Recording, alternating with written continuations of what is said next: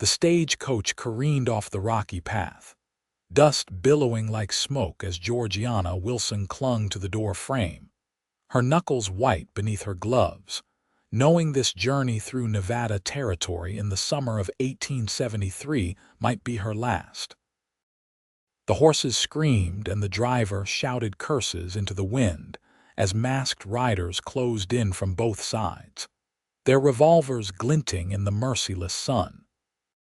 She had traveled from Philadelphia 3 weeks ago to reach her uncle's ranch near Humboldt, carrying with her the deed to property she had inherited and enough cash to start fresh after her father's debts had consumed everything else. Now bandits would take even that small hope. The coach lurched violently and she was thrown against the opposite bench. Through the window she glimpsed the driver slumped forward, whether dead or unconscious she could not tell. The horses ran wild now, guided only by terror. Georgiana's heart hammered as she reached for the small derringer hidden in her reticule, though she knew it would do little against 6 armed men. The coach hit something, a boulder or fallen log, and suddenly she was airborne, the world spinning in a chaos of blue sky and brown earth. She landed hard on packed dirt, the breath knocked from her lungs. Pain shot through her shoulder and ribs. The scattered contents of her traveling case lay strewn around her, intimate items displayed for any eye to see. She struggled to sit up, tasting blood and dust. The bandits were dismounting, their horses dancing nervously. One man, tall with a red bandana covering his face, walked toward her with measured steps. "Well now, what do we have here?" His voice was rough as gravel. Pretty thing to find in the middle of nowhere. Georgiana fumbled for her derringer but could not find it. The man laughed, a sound without humor. She tried to stand to run, but her legs would not obey. The other bandits were rifling through the overturned coach, tearing open luggage, pocketing valuables. "The deed," she managed to gasp. "Please, just take the money, not the deed." "We will take everything, sweetheart." The man in the red bandana reached for her arm. Then came the sound of hoofbeats, rapid and purposeful, cutting through the afternoon heat like a knife. Georgiana turned her head, shielding her eyes against the sun's glare. A single rider approached at full gallop, low in the saddle, his black hat pulled tight. She could not make out his features, but something in his posture spoke of absolute determination. The bandits turned, weapons rising.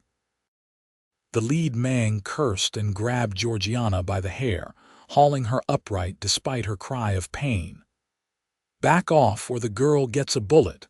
The rider did not slow. If anything, his horse accelerated. Georgiana saw the rifle in his hand now, saw the way he moved with the animal as though they were one being. At 30 yards he fired. The shot cracked across the desert and the man holding Georgiana yelped, his grip releasing as the bullet struck his shoulder. She dropped to the ground, covering her head. The next moments were a blur of gunfire and shouting.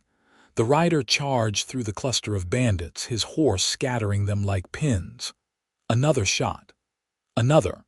Georgiana heard someone scream. A horse without a rider bolted past her. She crawled behind the overturned coach, pressing herself against the splintered wood, praying. When the shooting stopped, the silence felt louder than the gunfire.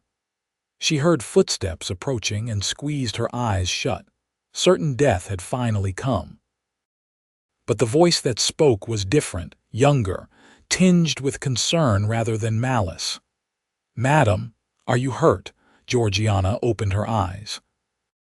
The man crouching before her could not have been much older than 25, with dark hair visible beneath his pushed-back hat and eyes the color of mountain lakes. Dust covered his clothes, and a fresh scratch marked his left cheek, but his hands were steady as he reached toward her.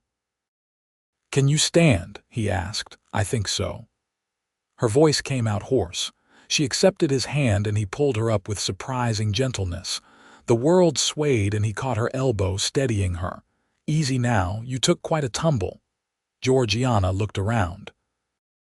3 bandits lay unmoving on the ground. The others had fled, leaving their dead behind. She felt bile rise in her throat and turned away. I am sorry you had to see that, the man said quietly, but they would have killed you or worse. I know. She did know. She had heard stories about what happened to unprotected women in this territory. Thank you. You saved my life. Victor Steele, madam. He touched the brim of his hat. I work for the Rockingham Ranch about 10 miles south, heard the shooting and came to investigate. Georgiana Wilson. I was traveling to my uncle's property near Humboldt. Harold Wilson's place. You knew of him. He died about 2 months back, I heard.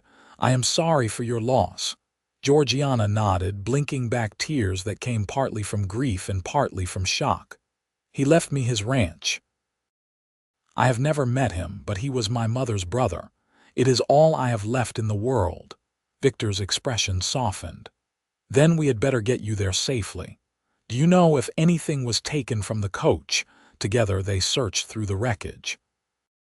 Miraculously, the leather case containing her deed and most important papers remained intact, hidden beneath a pile of clothing.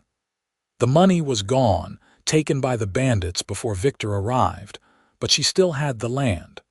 That was something. The driver was alive but unconscious, a nasty gash across his forehead. One of the coach horses had broken its leg and had to be put down, a task Victor performed with quiet efficiency while Georgiana looked away. The other horse stood trembling but uninjured. We cannot stay here, Victor said, scanning the horizon. Those bandits might come back with reinforcements. Can you ride? I have not ridden in years, but yes. He moved to his horse, a magnificent bay gelding, and swung into the saddle before reaching down. Give me your hand. Georgiana hesitated only a moment before taking it.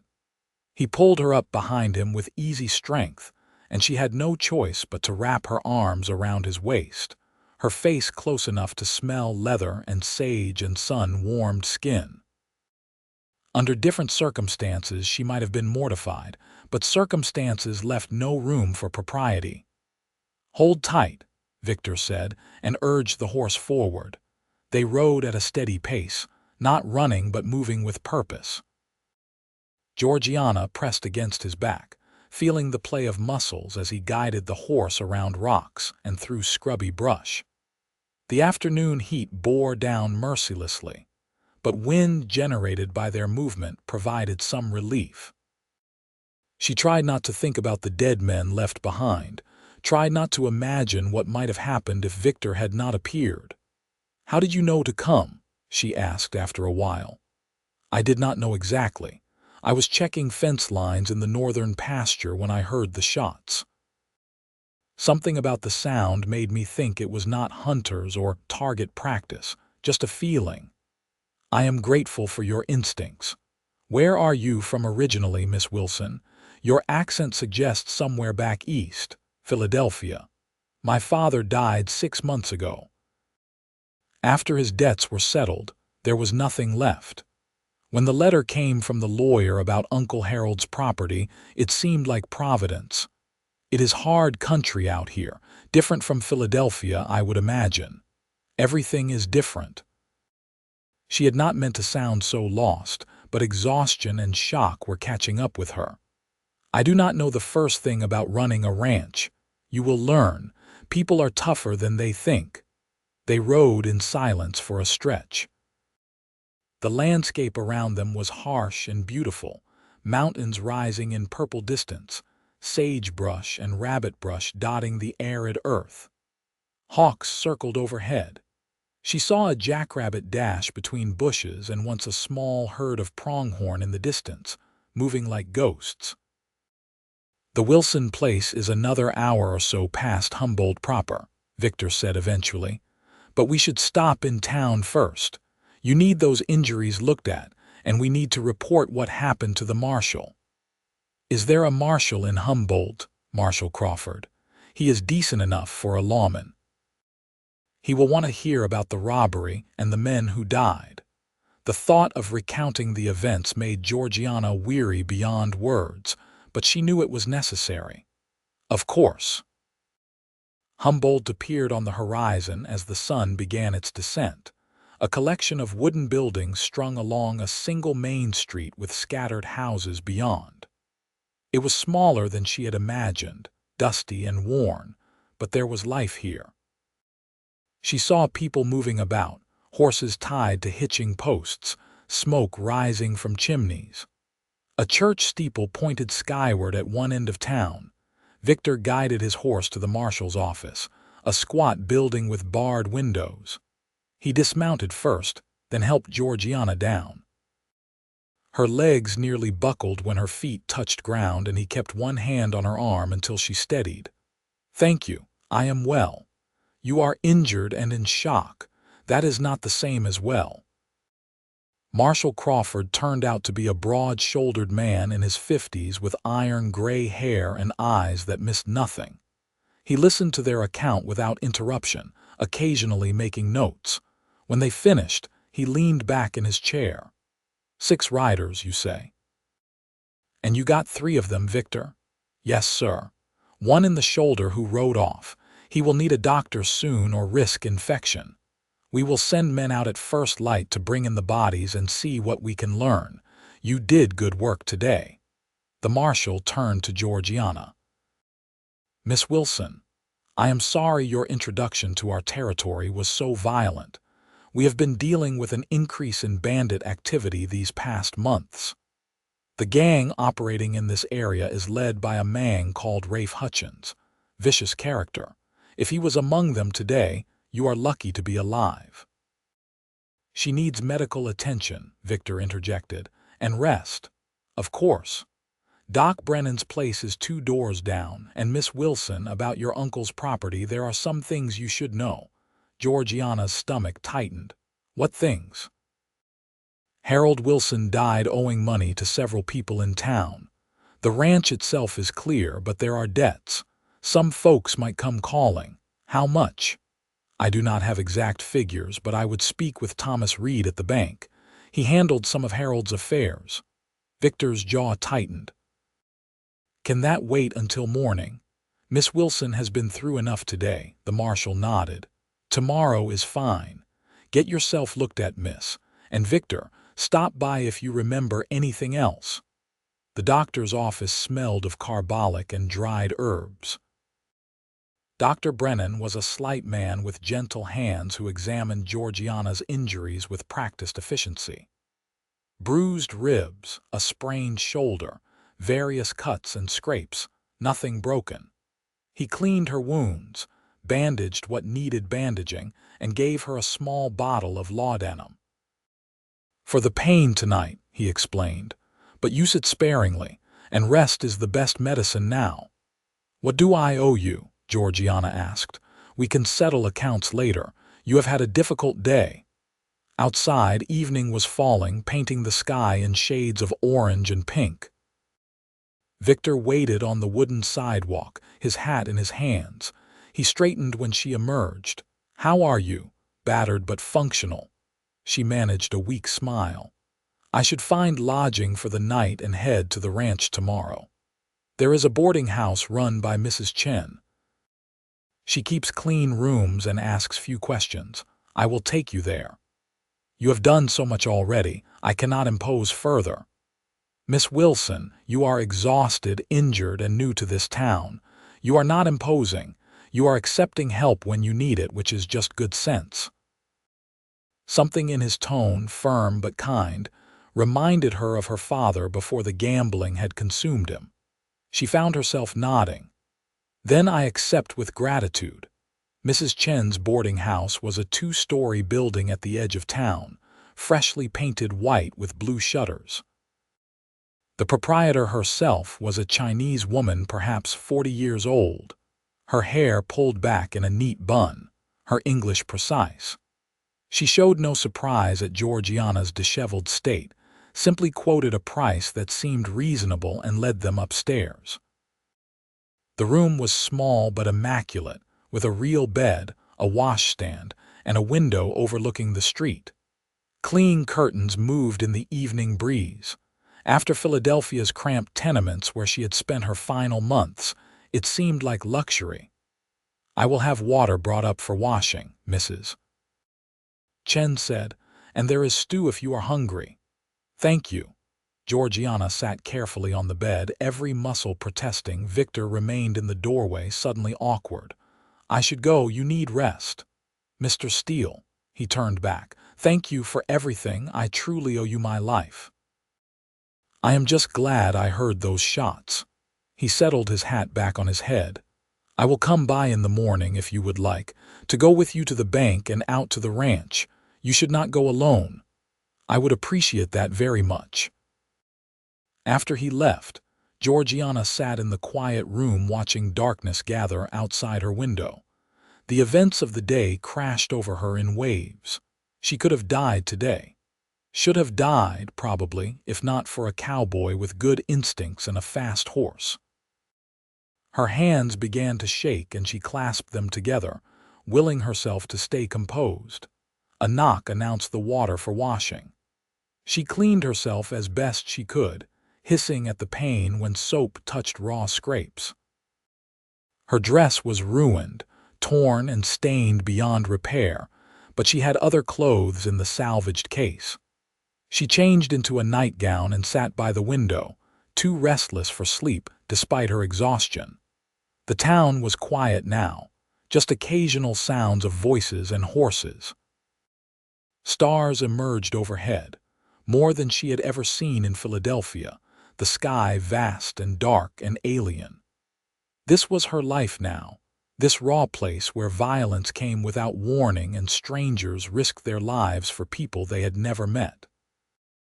She thought about Victor Steele, the way he had charged into danger without hesitation, the gentleness in his hands when he helped her up.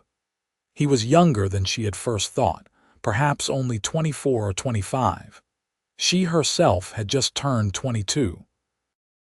They were practically the same age, though his competence and calm made him seem older. Eventually, exhaustion won. She lay down, pulling the clean blanket over herself, and fell into dreamless sleep. Morning came with sunlight streaming through the window and the sound of wagons on the street below. Georgiana woke disoriented, then remembered everything in a rush. Her body ached in a dozen places, but nothing felt worse than yesterday. She rose slowly and dressed in her remaining good dress, a simple gray cotton that was practical and modest. Downstairs, Mrs. Chen served breakfast, eggs and toast and strong coffee. Georgiana ate slowly, her appetite uncertain. Other boarders came and went, a traveling salesman and 2 miners heading north. They nodded politely but did not intrude. Victor arrived as she was finishing.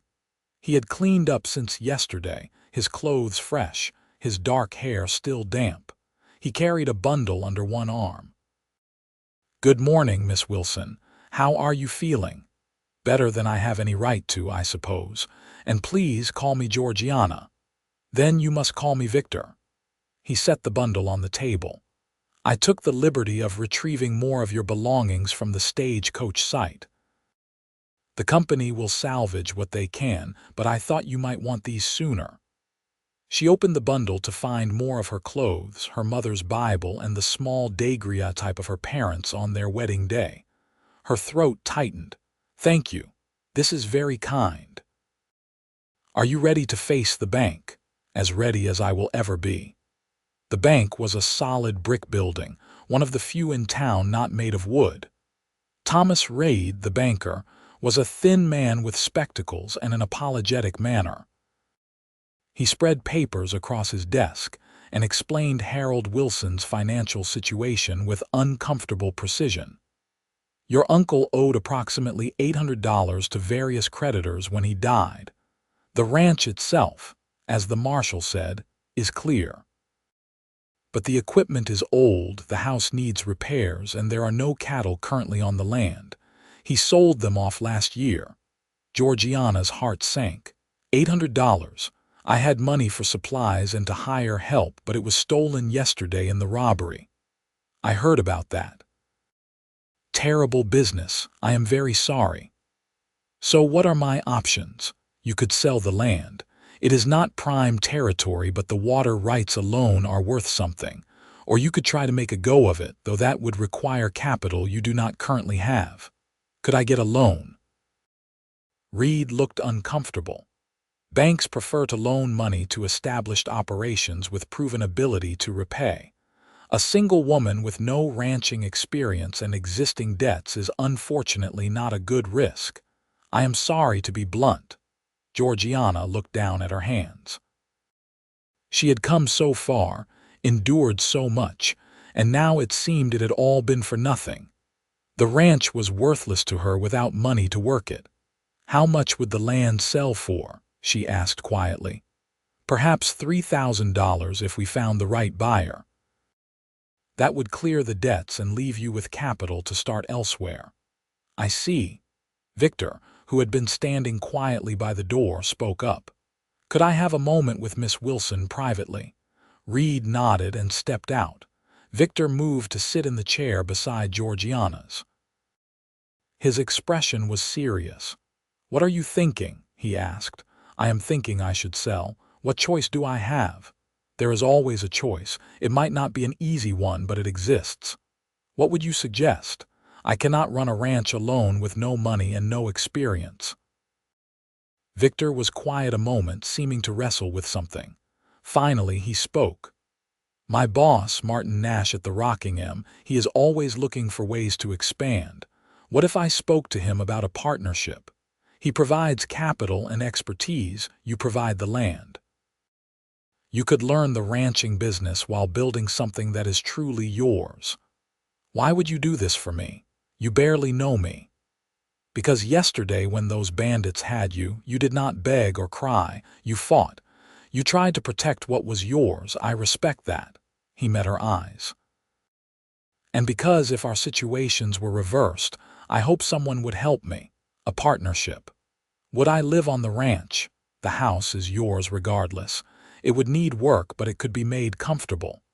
And yes, you would need to be there to learn the operation. It would not be easy. Ranching never is. But it would be mine, not just selling and running away. It would be yours. Georgiana felt something loosen in her chest, some tight knot of despair beginning to unravel. Will Mr. Nash even consider this? I will ride out this afternoon and speak with him. But Georgiana, you should see the property first. See what you would be committing to. It may change your mind. They left the bank and collected Victor's horse and a rental horse for Georgiana from the livery stable. The proprietor, a grizzled man named Jack, asked no questions when Victor explained they were heading to the Wilson place. That property's got good bones, Jack said as he saddled the gentle mare. Old Harold let it run down these last years, but the land itself is solid. Creek never runs dry, even in August. The ride out took less than an hour. Georgiana found that riding came back to her easier than expected, her body remembering skills learned in childhood. The countryside rolled past, scrub and sage giving way occasionally to stands of juniper.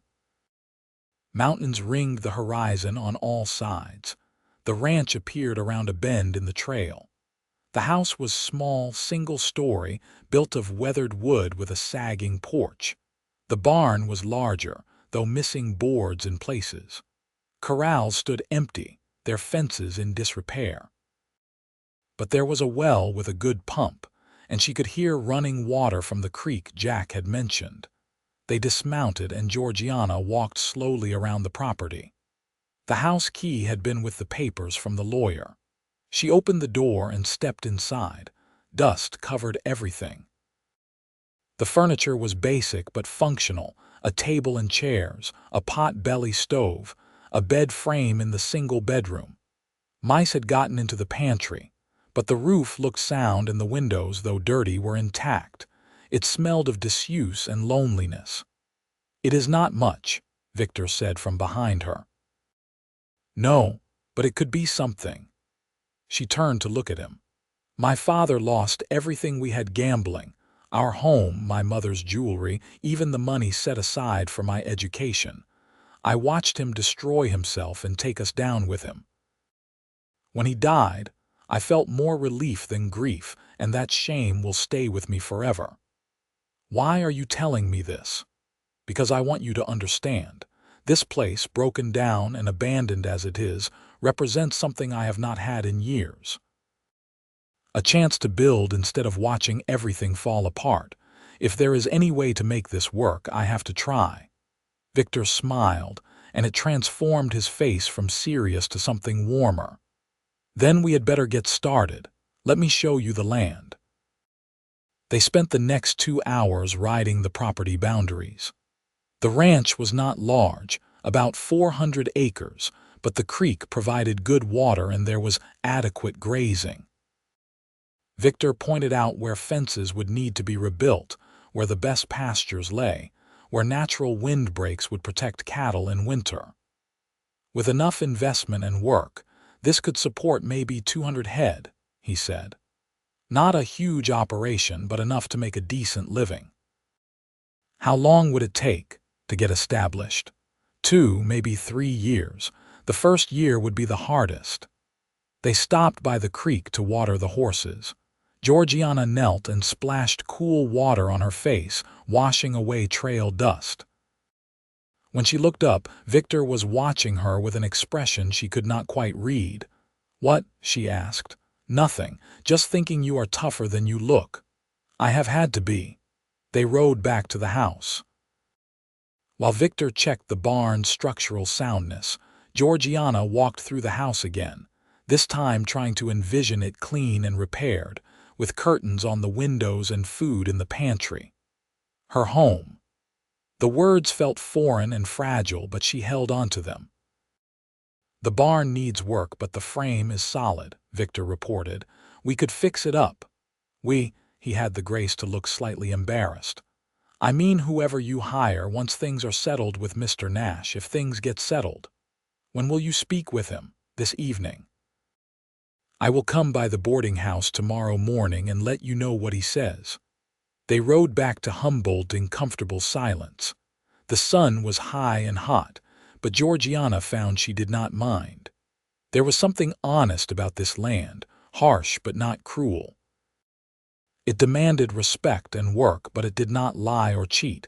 At Mrs. Chen's boarding house, Victor helped her dismount. His hands on her waist were firm but brief, propriety observed even here where few would see or care. "Thank you again," Georgiana said, "for everything." "No thanks needed." "Get some rest. Tomorrow we will know more." She watched him ride away, sitting easy in the saddle until he disappeared around a corner. Then she went inside to wait. The evening passed slowly. Mrs. Chen served dinner and Georgiana forced herself to eat, knowing she needed strength. She wrote a letter to her aunt in Philadelphia, her mother's sister, explaining her safe arrival and current situation, omitting the worst of yesterday's violence. When darkness fell, she lay in bed staring at the ceiling, her mind spinning through possibilities and problems in equal measure. Sleep came eventually, but brought strange dreams. She was back in the overturned coach, but this time when Victor appeared, he rode past without stopping. She called to him, but he could not hear. The bandits closed in and she woke with a gasp, her heart racing. Morning seemed to take forever to arrive. She dressed with care, wanting to look competent and serious for whatever news Victor brought. The bruises had darkened overnight, purple and yellow across her shoulder and ribs, but the pain was less than yesterday. He arrived mid-morning, his expression unreadable. Georgiana's stomach clenched. She met him on the porch where other boarders could not overhear. "What did he say?" she asked without preamble. He said yes. Relief flooded through her so intensely she had to grip the porch railing. Truly. Mr. Nash is a shrewd businessman, but he is also fair. He sees the potential in the land. He is offering a 5-year partnership. He provides capital for repairs, equipment, and initial stock. You provide the land. Profits are split 60-40 in his favor for the first 3 years, then 50-50 after that. At the end of 5 years, you have the option to buy him out completely or continue the partnership. That seems more than generous.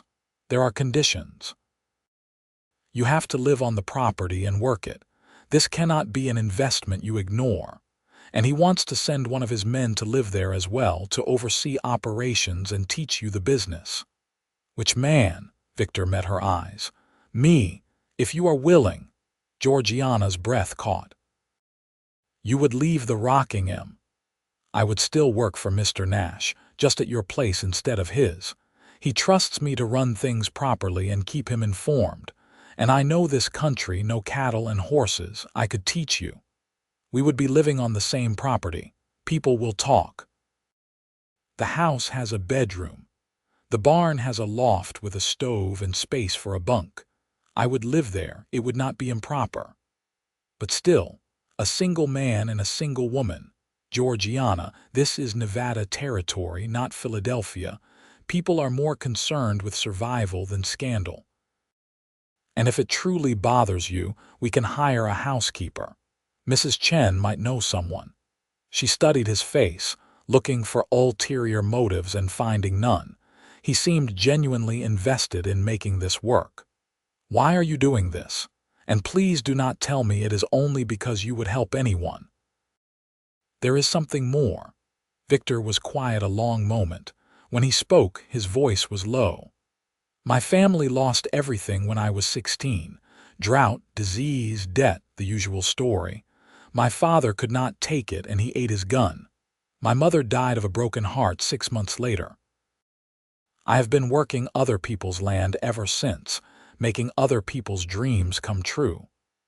When I look at you, I see someone who refuses to give up even when everything says they should. Maybe by helping you build something, I am building something too. The raw honesty in his words made her throat tight. Then yes, I accept Mr. Nash's offer and I want you there. You know this life and I trust you. You trust me. We have known each other barely 2 days. You charged armed bandits to save a stranger. That tells me more about your character than months of acquaintance might reveal. She extended her hand. Partners, he took her hand, his grip warm and solid. Partners. The next weeks passed in a blur of activity. Papers were drawn up and signed. Mr. Nash proved to be a weathered man in his 50s who spoke little but missed nothing. He approved all the arrangements and provided a generous initial budget for repairs and stock. Victor moved into the barn loft, spending 2 full days making it livable with a proper bunk, a small stove, and shelves for his possessions. Georgiana tackled the house with ferocious energy, scrubbing away years of neglect. Mrs. Chen directed her to a widow named Sarah Porter, who agreed to come twice weekly to help with cooking and heavy cleaning. They hired a handyman from town, a laconic former miner named Pete, who was good with wood and nails. He repaired the porch, fixed the barn boards, and rebuilt the worst of the corral fencing. Victor worked alongside him while teaching Georgiana the basics of ranch management. Cattle need water, forage, and protection, he explained one evening as they walked the property. Everything we do serves one of those 3 purposes. The fences keep them contained and protect them from predators. The creek provides water year-round. The grazing land provides food, supplemented by hay we put up in summer for winter feeding. How many cattle will we start with? Mr. Nash is purchasing 50 head to begin. We will pick them up in 2 weeks from a rancher near Winnemucca. Mixed stock, cows and calves, a few steers for butchering. We will need at least 1 bull for breeding. And horses, we have 3 now. We will need maybe 2 more for working cattle and backup mounts. Georgiana absorbed it all like a sponge, taking notes in a leather journal she had purchased. Every detail mattered. How much hay to store? what signs indicated illness in cattle, when to brand calves, how to manage grazing rotations. Her head spun with information, but she refused to let herself be overwhelmed. She learned to ride properly, spending hours in the saddle until her legs stopped aching. Victor was a patient teacher, correcting her posture and hand position without condescension. He taught her to rope, laughing when her first attempt sent the loop everywhere except around the target post. "It takes practice," he assured her. "You will get it." And slowly she did. The loop began to fly truer. Her seat in the saddle improved. Her hands, soft from city life, developed calluses. She grew stronger, the work-toning muscles she had not known existed. They fell into a routine. Rise at dawn, tend the horses, work on repairs or projects, break for lunch, work until sunset, share dinner either at the house or in town. They talked while they worked, sharing stories and histories. She learned he had grown up in Wyoming, that he loved horses more than cattle, that he had a sister in California he had not seen in years. He learned she could read Latin and French, that she had wanted to be a teacher before her father's ruin, that she had a fierce temper that rarely showed but burned hot when ignited. They debated politics and religion and the best way to make coffee. They argued about whether to repair the chicken coop or focus on the barn, about which horses to purchase, about a dozen small decisions that came up daily through it all. Georgiana felt something growing between them, unacknowledged but undeniable. The way her heart lifted when she saw him in the morning, the way his eyes followed her when he thought she was not looking, the careful distance they maintained, never quite touching except when work demanded it. One evening about 6 weeks after their partnership began, they sat on the repaired porch watching the sun set. The house behind them was clean and comfortable now, the barn restored, the fences rebuilt. Tomorrow they would leave to collect the cattle. It felt like a milestone. "We have done good work," Victor said quietly. "We have." She hesitated, then asked the question that had been building. "Are you happy? With this arrangement, I mean. Do you regret leaving the rocking em? I have never been happier." He turned to look at her.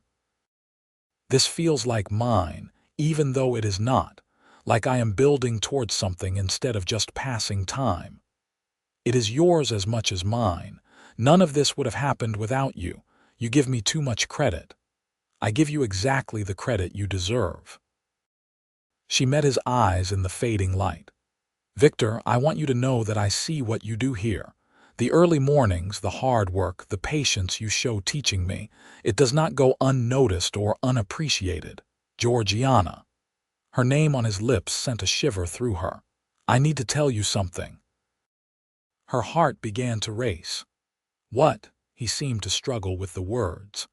"I know we agreed this was a business arrangement, partners working toward a common goal, and I have tried to keep things professional. But I think you should know that I have come to care for you, as more than a partner. More than a friend." She should have been shocked, should have pulled back, should have reminded him of propriety and reputation. Instead, she felt relief, as though he had finally voiced what they had both been dancing around for weeks. "I care for you too," she said softly.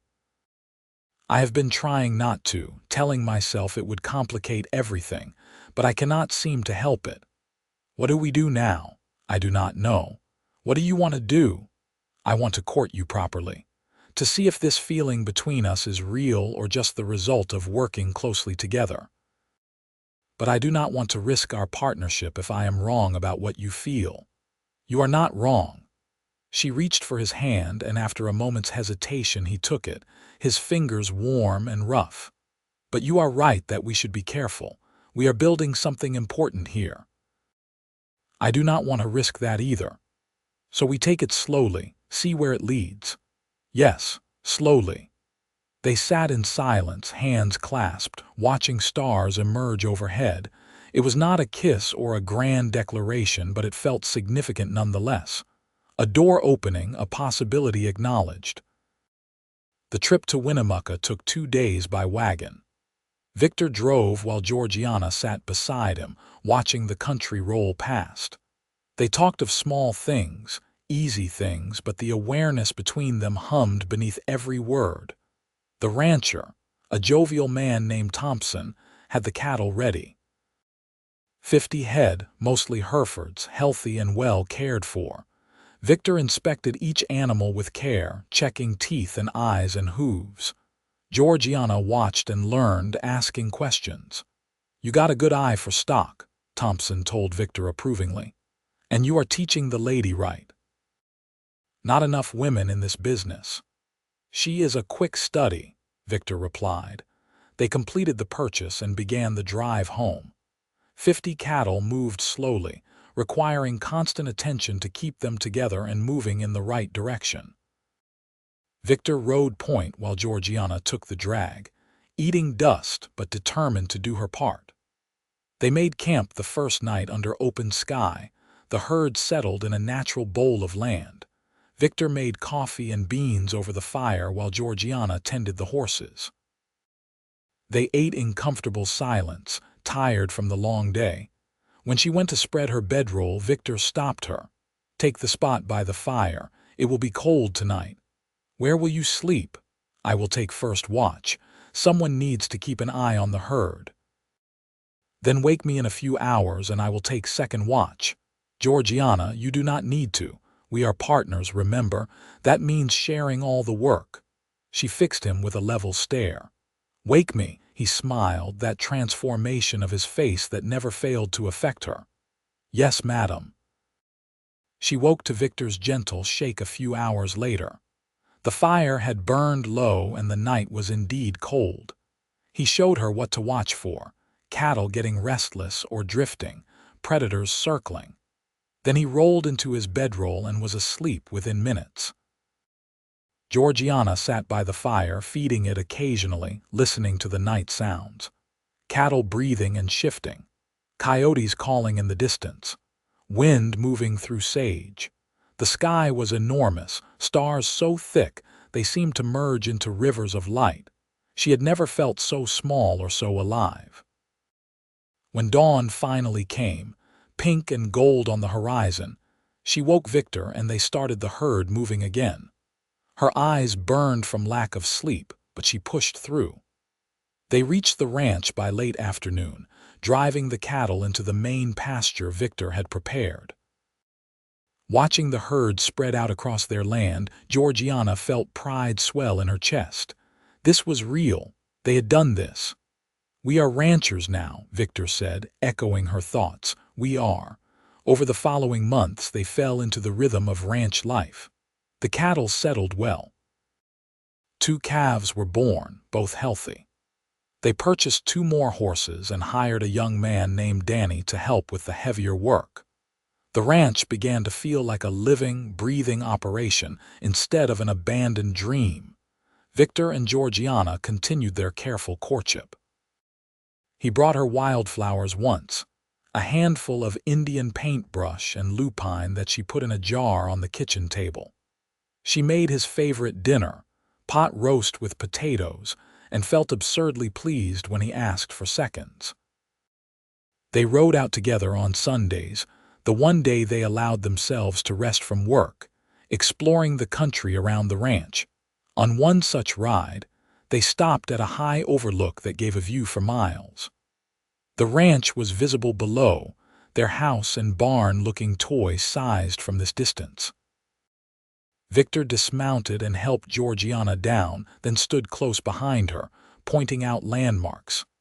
"That range there is the Humboldt Mountains. The river is over that way, about 20 miles, and that patch of green in the distance is the Rocking M. It is beautiful country," she said softly. "It is hard country, but yes, beautiful." She turned to face him. "Victor, are you happy?" "Truly, I told you before, I have never been happier." His hands came up to rest on her shoulders. "Being here, working this land with you, it feels right. Like something I have been moving toward my whole life without knowing it. I feel that too, like every terrible thing that happened was somehow leading me here, To this place. To you, Georgiana." His voice was rough with emotion. "May I kiss you?" Her answer was to rise on her toes and press her lips to his. The kiss was gentle at first, tentative, then deepened as he pulled her closer. She wound her arms around his neck, her hat falling unheeded to the ground. His lips tasted of coffee and sunshine and something that was uniquely him. When they finally broke apart, both breathing hard, he rested his forehead against hers. "I love you. I have loved you since the day I pulled you from that overturned coach, all fury and determination. Maybe before that, in some way I do not understand. I love you too. I think I have been falling for you bit by bit every day, trying to fight it and failing spectacularly." He laughed, the sound joyous. "So what do we do now? Now we go home. Together." They rode back to the ranch hand in hand when the trail was wide enough to allow it. That evening, after dinner, Victor produced a small velvet box from his pocket. "This was my grandmother's," he said, opening it to reveal a simple gold band with a small diamond. "It is not much, but it is real. Georgiana Wilson, will you marry me?" "Yes." She did not hesitate. "Yes, absolutely yes." He slipped the ring on her finger and it fit as though it had been made for her. They kissed again, longer this time, and when they broke apart she was crying and laughing at the same time. When she asked, "Whenever you want, tomorrow, next month, next year, soon." "I do not want to wait. Is that too bold?" "It is perfect. You are perfect." They married 3 weeks later in the small church in Humboldt, with Mrs. Chen and Sarah Porter as witnesses. Marshall Crawford gave Georgiana away since she had no family present. Mr. Nash attended and gave them a breeding bull as a wedding gift. The ceremony was simple but heartfelt, and when the preacher pronounced them husband and wife, Victor kissed her with a tenderness that made her heart ache. The ranch house became their home in truth now. Victor moved his belongings from the barn loft to the bedroom, and Georgiana found she loved the simple intimacy of sharing space with him. His boots by the door, his hat on the hook, his warmth beside her at night. They were partners in every sense, working the ranch by day and building their marriage by night. The first year was hard, just as Victor had predicted. A summer drought stressed the cattle and they lost 2 head to illness. Georgiana learned the harsh lesson that ranching meant dealing with death as well as life. But they weathered it together, and when fall brought relief in the form of rain, they watched their herd drink deeply and knew they had survived. Winter was difficult in different ways. Snow came early and heavy, trapping them at the ranch for days at a time. But the house was snug and well supplied. They spent evenings by the fire, Victor reading aloud while Georgiana mended or worked on the account books. Sometimes they just talked, sharing dreams and memories, knitting their lives together.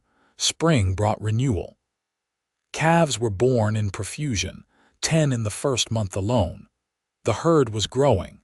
Victor hired another hand, a Mexican man named Carlos who knew horses and was steady in the work. The ranch felt less like a struggling operation and more like a real business. On a warm April evening, Georgiana found Victor in the barn and pulled him aside, her face flushed with excitement. "I have news," she said. "Good news, I hope, from that look on your face. I think I am with child." Victor went very still. "You think? I am certain enough.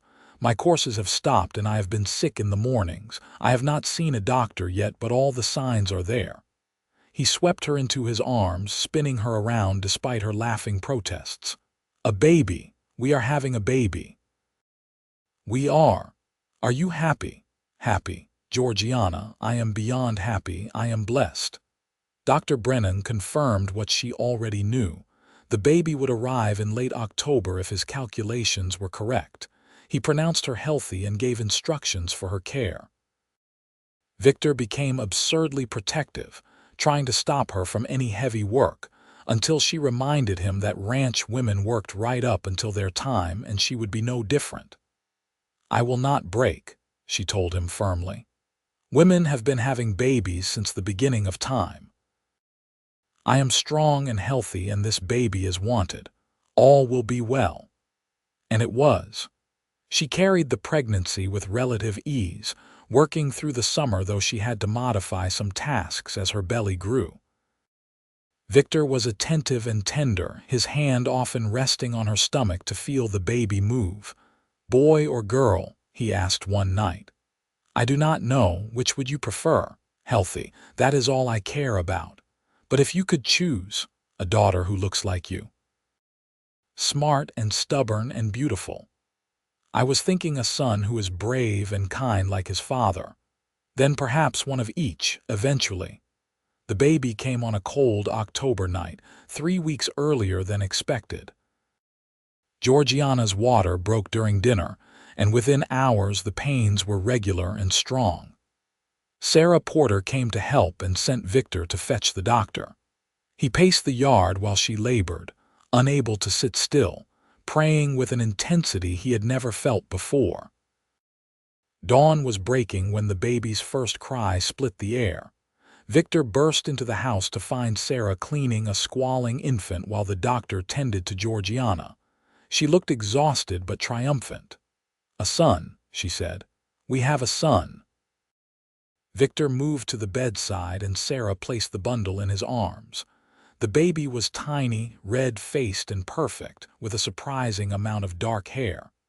Emotion overwhelmed him and tears ran unchecked down his face. "Hello, little one," he whispered. "I am your father."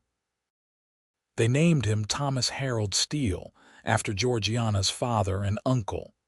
The name felt like making peace with the past, honoring what had come before while building toward the future. Tommy, as they called him, was a good baby, healthy and strong. Georgiana recovered quickly and refused to be confined for long. The ranch continued to grow. By the end of their second year, the herd numbered over 100 head. They had paid off all of Harold Wilson's old debts and were turning a modest profit. Victor's initial 5-year contract with Mr. Nash was renegotiated after 3 years, giving them full ownership of the operation while Nash received repayment of his investment plus interest. The ranch was truly theirs now. Tommy grew into a toddler, sturdy and curious, getting into everything. He loved the animals, particularly the horses, and would stand at the corral for hours watching them. Victor fashioned a small saddle and began teaching him to ride at age 3, just short walks around the yard while Georgiana watched with her heart in her throat. "He is too young," she protested. "I was riding at 3, Victor countered. "He is a natural. Look at him." And Tommy did seem to have an instinct for it, sitting straight in the small saddle, his hands gentle on the reins. Georgiana sighed and accepted it, knowing she had married a cowboy and raised one too, apparently. When Tommy was 4, Georgiana found herself pregnant again. This pregnancy was harder, plagued by sickness that lasted well into the 4th month. Dr. Brennan prescribed rest and bland foods, and Victor took on more of her work without complaint. "This is my fault," he said one night, holding her hair while she was sick. "It takes 2 people to make a baby," she reminded him when she could speak again. "And I want this child as much as you do." The baby, another boy they named James William, arrived in June. He was smaller than Tommy had been but just as healthy, with Georgiana's lighter coloring. Tommy was fascinated by his baby brother, wanting to hold him and help care for him. Watching her husband with their 2 sons, Georgiana felt a contentment she had never imagined possible. The years rolled on, each bringing new challenges and joys. Drought and good years, hard winters and mild ones, the endless cycle of ranch life. Tommy and James grew strong and capable, learning the work alongside their father. The herd reached its peak at just over 200 head, exactly as Victor had predicted years before. Georgiana became known in the area as a savvy businesswoman, handling the accounts and negotiations with a sharp mind. She joined the local school board and advocated for better education in the territory. Victor served a term as deputy marshal when Crawford needed help, though he returned to ranching as soon as possible, preferring cattle to criminals. When Georgiana was 35 and Victor 37, they added a final child to their family, a daughter they named Grace Ellen. She was a surprise, coming more than 7 years after James, but a welcome one. Tommy and James, now 12 and 8, doted on their baby sister. She grew up surrounded by love, learning to ride almost before she could walk, fearless and bright. The ranch matured into a well-run operation. They added a second barn and expanded the house, giving the children proper rooms. They bought more land, extending their holdings. They weathered financial panics and cattle diseases, droughts and harsh winters. Through it all, Victor and Georgiana remained each other's anchor, their love deepening with time and challenge. On their 20th wedding anniversary, Victor took Georgiana back to the overlook where he had first kissed her. The ranch below was transformed from those early struggling days, buildings standing solid and prosperous, herds dotting the pastures. "You remember that day?" Victor asked. "Every detail. I thought my heart would pound out of my chest. I was terrified you would say no when I asked to kiss you. I was terrified you would never ask." She leaned against him, his arm coming around her shoulders. "We have built something good here. We have built something extraordinary, and it started the moment I heard gunshots and decided to come running." "You came running then. You have kept coming toward me every day since." "I always will. That is my promise to you, Georgiana. No matter what happens, I will always come running." She turned in his arms and kissed him, the kiss of two people who had weathered life together and emerged stronger. When they broke apart, both were smiling. "I love you," she said. "Today, tomorrow, always. And I love you, my brave, brilliant wife, my partner, my home." They stood together as the sun set, watching their ranch settle into evening. Below, Tommy was bringing in horses while James checked water troughs. Grace's laughter carried on the wind, playing with the barn cat. Everything they had built, everything they had become, stretched out before them. Victor Steele had come running toward Georgiana Wilson in her moment of desperate need, charging through danger without hesitation. But he had kept running toward her in 1,000 small ways every day after. In morning kisses and shared work, in midnight feedings and whispered comfort, in building a life together from nothing but determination and love. He had kept his promise without ever needing to speak it aloud, proving through action what his heart had known from the beginning. Years continued to pass. Tommy married at 23, bringing home a sweet-tempered woman named Elizabeth who fit seamlessly into the family. They built a house on the eastern section of the ranch and began running their own small herd. Within 2 years, they provided Georgiana and Victor with their first grandchild, a red-faced boy named Victor Thomas.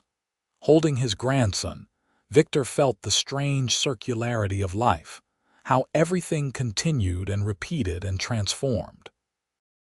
He thought of his own father who had not lived to see grandchildren, who had broken under the weight of failure. Victor had come so close to that same fate, wandering from ranch to ranch with no home of his own. But Georgiana had given him purpose, partnership, and love.